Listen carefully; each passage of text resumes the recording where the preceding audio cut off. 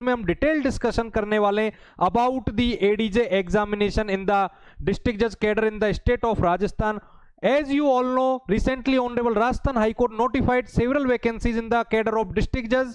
तो फ्रेंड्स आज विमला मैम अपने साथ हैं और विमला मैम से जानेंगे कैसे इसकी तैयारी की जाए, क्या एग्जाम का पैटर्न रहने वाला है, कितने पेपर्स होने वाले हैं, कौन से सब्जेक्ट आने वाले हैं, किस सब्जेक्ट को कैसे पढ़ा जाए और कैसे तैयारी की जाए. तो शिक्षा धाम भी एक foundation batch soon as possible launch करने जा रहा है. तो सबसे पहले मैं विमला मैम का शिक्षा धाम लॉ इंस्टीट्यूट में पधारने पर बहुत बहुत हार्दिक स्वागत और अभिनंदन करता हूं. स्वागत की इस कड़ी में ये मेरी तरफ से विमला मैम को एक स्वागत अनुसार एक भेंट चिन्ह. Thank you ma'am. Thank you so much Naveen sir. नमस्कार सबको. जैसा कि honourable Rajasthan high court ADJ का एग्ज़ाम कंडक्ट करवा रहे हैं और एग्जामिनेशन फॉर्म फिलअप किए जा चुके हैं, तो इसी अकॉर्डिंग अब आपको प्री और मेंस की प्रिपरेशन शिक्षा धाम के साथ करनी है. आगे नवीन सर आपको जो भी सिलेबस वगैरह है एडीजे का वो एक बार डिस्कस करेंगे प्लीज. तो फ्रेंड्स अब आपके मन में क्वेश्चन है, हमारे काफी साथी अधिवक्तागण हैं वो तो पिछले 1-2 बार 3 बार से एग्जाम को बैक टू बैक देते रहे किंतु किसी कारणवश सफल नहीं हो पाए. अब उनको निराश होने की जरूरत नहीं है क्योंकि अब उनके साथ शिक्षा धाम की पूरी टीम है. तो फ्रेंड्स सबसे पहले हम देखेंगे इस एग्जाम में conducting authority honourable Rajasthan high court है एज यू ऑल नो. इसके बाद सबसे पहली बात आती है प्री एग्जाम में इसमें कितने क्वेश्चन आने वाले हैं. सर 150 क्वेश्चन आने वाले हैं. Sir each question carry 1 mark. कहने का मतलब एक क्वेश्चन बराबर 1 मार्क्स. Okay sir. सर कितना टाइम हमको मिलेगा. इसमें आपको मिलेगा 3 आवर का टाइम, 180 मिनट का टाइम, जो कि मोर देन सफिशिएंट है. Okay sir. सर इसमें मिनिमम क्वालिफिकेशन मार्क्स क्या चाहिए, तो वो मार्क्स चाहिए जो कि शेड्यूल 8 में स्पेसिफाई किए हुए हैं. Okay sir. देन सर मैं आपको for the purpose of your convenience मैं इसको जूम आउट कर लेता हूं. सर फिर बात आती है मेन एग्जाम की कि सर मेन एग्जाम में कितने पेपर होने वाले हैं. तो देखिए सर मेन एग्जाम में 4 पेपर होने वाले हैं, फर्स्ट, सेकंड, थर्ड और 4. सर पेपर फर्स्ट और पेपर सेकंड को मिला के दोनों पेपर में आपसे सिविल लॉ के क्वेश्चन पूछे जाने हैं. Okay sir. सर एक अगर बात करें कि मैक्सिमम मार्क्स एक पेपर का 100 मार्क्स का होगा और उसमें अगर आप if you belongs to SC and ST category then you have to secure minimum 40% of marks. कहने का मतलब 100 मार्क्स में से आपके 40 मार्क्स आपको चाहिए to be called for personal interview cum viva voce. Okay sir.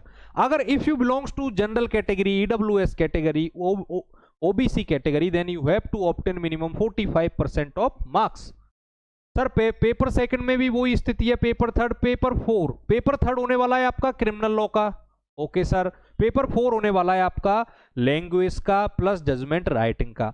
तो सर अगर अब अपन बात करें तो ये शुरू के दोनों पेपर तो सिविल लॉ के हो जाएंगे, थर्ड पेपर अपना क्रिमिनल का हो जाएगा और 4 पेपर जजमेंट प्लस लैंग्वेज का हो जाएगा. Okay sir.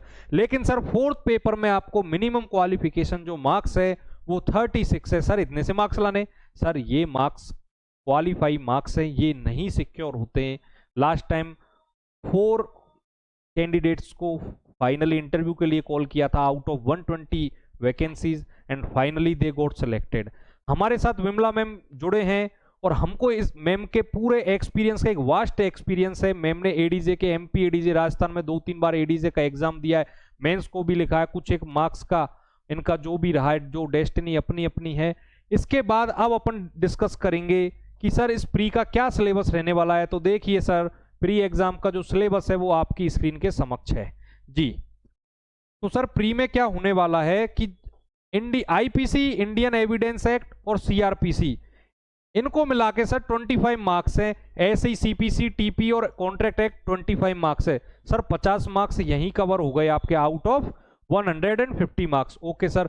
सर इसके बाद कॉन्स्टिट्यूशन ऑफ इंडिया 10 मार्क्स है, स्पेशल रिलीफ एक्ट है 5 मार्क्स का, और ये जो आपको विजिबल है बाकी का सारी सब्जेक्ट है इसमें अलग से जीके है वो 15 मार्क्स की है, लीगल मैगजीन 5 मार्क्स की है, मेडिकल जूरिस्प्रूडेंस है जो कि 5 मार्क्स की है, लैंडमार्क जजमेंट्स हैं जो कि 10 मार्क्स के हैं, और लैंग्वेज हिंदी और इंग्लिश 5+5 10 मार्क्स की है ये सर. Okay sir. सर ऐसे ही Hindu law, Muslim law, schedule caste and schedule tribe, SC ST act only pre में देखने को मिलेगा, नॉट इन मेन एग्जाम में ये नहीं है. Okay sir, motor vehicle act के भी चैप्टर 10, 11 और 12 आपको देखने को मिलेंगे। एनआई एक्ट जैसे आरजीएस में चैप्टर 17 पूछा जाता है, वही यहाँ पूछा जाने वाला है। Okay sir. सर इसके बाद में Rajasthan court fees and suit valuation act, registration act है, राजस्थान स्टाम्प एक्ट है, 6 मार्क्स के, I can say 2 marks from each act. Okay sir. Sir इसके बाद अगर हम बात करेंगे कि मेंस एग्जाम का क्या सिलेबस होने वाला है, तो सर मेंस एग्जाम का सिलेबस आपकी स्क्रीन के समक्ष है। इसका जो सिलेबस है ये रहने वाला है। इसमें सर पहला पेपर होगा सिविल लॉ का होगा। Okay sir. सिविल लॉ में भी कौन से सब्जेक्ट का होगा? सीपीसी का होगा, टीपी का होगा, इंडियन एविडेंस एक्ट का होगा। आर्बिट्रेशन एंड कंसिलेशन एक्ट 1996 है, इसमें इंक्लूड मोटर व्हीकल एक्ट है, वही chapter 10, 11 and 12। Okay sir. Then and इसके साथ सेकंड शेड्यूल भी है एमबी एक्ट का। Okay sir. Rajasthan land control act है, एसआरए है, लिमिटेशन है, राजस्थान लैंड रेवेन्यू एक्ट 1956 है। इसके लैंड रेवेन्यू एक्ट के भी कुछ चैप्टर स्पेसिफाई है, chapter 1, 5 and 6। Okay sir. Rajasthan tenancy act है, उसमें भी चैप्टर 1, 2, 4, 8 एंड 15 स्पेसिफाई है। सर ये सिविल लॉ फर्स्ट पेपर हो गया। इसके बाद में सर दूसरा पेपर भी आपका सिविल लॉ का होगा। इसमें क्या होगा सर? कॉन्स्टिट्यूशन होगा, इंडियन कॉन्ट्रैक्ट एक्ट होगा, इंडियन पार्टनरशिप एक्ट 1932 होगा, सेल ऑफ गुड्स एक्ट होगा, लॉ ऑफ टॉर्ट्स होगा, ईजमेंट एक्ट होगा, हिंदू लॉ भी होगा, जिसमें क्या क्या है? हिंदू मैरिज एक्ट है, हिंदू सक्सेशन एक्ट है, Hindu minority and guardianship act है, Hindu adoption and maintenance act 1956 देखने को मिलेगा। मुस्लिम लॉ भी सर यहाँ पर आने वाला है, रजिस्ट्रेशन एक्ट भी सर आपसे पूछा जाएगा, राजस्थान स्टाम्प एक्ट भी आएगा, और जनरल रूल सिविल और क्रिमिनल 2018 के एंड इंटरप्रिटेशन ऑफ स्टैट्यूट संविधियों का निर्वचन, ये सर पेपर सेकंड में आपसे पूछे जाने वाले। सर पेपर थर्ड जो होगा वो स्पेसिफाई है क्रिमिनल लॉ का। सर इसमें कौन कौन से सब्जेक्ट होने वाले हैं? तो sir CrPC, IPC, Indian evidence act, NDPS act आएगा, जुवेनाइल जस्टिस एक्ट आएगा, एनआई एक्ट आएगा, वही चैप्टर 17 जो कि आरजेएस में आता है। इलेक्ट्रिसिटी एक्ट देखो सर प्री में नहीं था, लेकिन मेंस में यहां पूछा जा रहा है। तो सर शिक्षा धाम के साथ हम फाउंडेशन बैच में जो तैयारी करने वाले हैं वो मेन एग्जाम को दृष्टिगत रखते हुए तैयारी करने वाले हैं। विमला मैम और मैं आपको सारे सब्जेक्ट को कवर करवाने वाले हैं। टेस्ट सीरीज भी जो सब्जेक्ट हो जाएगा उसका अगले दिन जो भी वीकली टेस्ट है वो रखा जाएगा, ताकि candidates will be able to find out their mistakes, जो कि अपन को एग्जाम हॉल में पता लगता है, उनको आज अपन यहीं पता करके जाएंगे कि क्या मिस्टेक हम करते हैं। फिर sir prevention of corruption act भी है, डोमेस्टिक वायलेंस एक्ट भी है, पॉक्सो एक्ट भी है, मेडिकल जूरिस्प्रूडेंस भी है। Okay sir. सर पेपर 4 के बारे में अब मैं मैम से कहूंगा कि मैम आपको बताएं कि कैसे ट्रांसलेशन आएगा, कैसे प्रेसी आएगा, कैसा जजमेंट आएगा, कौन सा चार्ज बनवाया जाता है। तो मैम एक बार आप मार्गदर्शन कीजिए। 3 पेपर है जो नवीन सर ने डिस्कस किए हैं। उसके बाद जो 4th पेपर है हमारा, वो हमारा राइटिंग स्केल का और करंट लीगल नॉलेज का है। उसमें आपके जो 40 मार्क्स हैं वो आपके लैंग्वेज का है, जिसमें आपके ट्रांसलेशन आएगा, ठीक है ना, 8-8 नंबर की आएंगे, 8-8 नंबर की आएंगे, हिंदी टू इंग्लिश और इंग्लिश टू हिंदी। उसके बाद हमारे प्रेसी राइटिंग आ जाती है। तो प्रेसी राइटिंग में आपकी हिंदी में भी प्रेसी आएगी और इंग्लिश में भी आपको प्रेसी प्रिपेयर करनी है। तो ये दोनों लैंग्वेज में है। जो ऐसे राइटिंग आएगी आपकी, वो ऐसे राइटिंग आपका हिंदी में है। तो इस तरह से आपका ये 40 मार्क्स का है। उसके बाद आपका जजमेंट राइटिंग आएगा।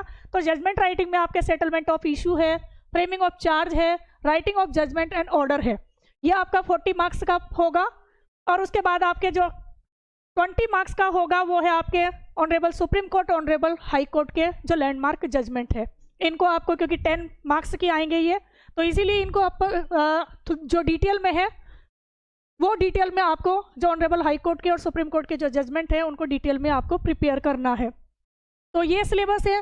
देखिए यहाँ पे हम ये बताना चाहते हैं यहाँ पे कि जिस तरह से आपने जो प्री का और मेंस का जो सिलेबस देखा है, इसमें प्री में कुछ एक्ट हैं जो सिर्फ प्री में पूछे हुए हैं, वो मेंस में नहीं है। जैसे आपका जो राजस्थान जो सूट और कोर्ट फीस और सूट वैल्यूएशन एक्ट था, और उसके बाद आपका